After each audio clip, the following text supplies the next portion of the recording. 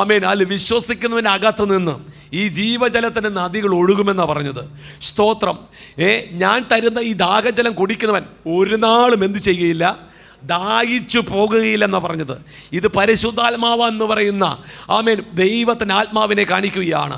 ഒരു ആത്മികന് ഫലം കായ്ക്കണമോ, പരിശുദ്ധാത്മാവ് അവൻ്റെ അകത്തു വേണം.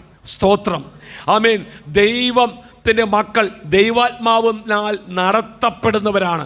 അവരെന്ത് ചെയ്യുന്നു? സകലത്തെയും എന്ത് ചെയ്യുക? വിവേചിക്കും കൂടെ ചെയ്യുകയാണ്. അങ്ങനെയെങ്കിൽ ഈ ലോകത്തിൽ നാം ജീവിക്കുമ്പോൾ സകലത്തിനെയും വിവേചിച്ച് നമുക്ക് ജയജീവിതം നയിക്കണമെങ്കിൽ ആത്മിക അനുഭവം നമ്മുടെ ജീവിതത്തിൽ വേണം. പരിശുദ്ധാത്മാവിനെ നാം പ്രാപിക്കണം.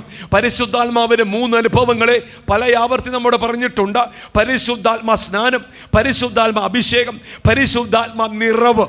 സ്തോത്രം. ഒരു ഭക്തൻ നിറവിൻ്റെ അനുഭവത്തിൽ കടന്നു വരുമ്പോൾ അവൻ ക്രിസ്തുവിനോടൊപ്പം അവൻ വളരുവാൻ തുടങ്ങുകയാണ് എന്ന് പറഞ്ഞു കഴിഞ്ഞാൽ പരിശുദ്ധാത്മാവിൻ്റെ നിറവ് നമ്മുടെ ഓരോരുത്തരുടെയും ജീവിതത്തിൽ അത് ദിനം പ്രതി വെളിപ്പെട്ട് വരുവാൻ നാം അനുവദിക്കണം. പല കാര്യങ്ങളും നാം അനുവദിക്കാത്തത് കൊണ്ടാണ് ഈ പച്ചപ്പൊക്കെ നഷ്ടപ്പെടുന്നത് എന്ന് പറഞ്ഞു.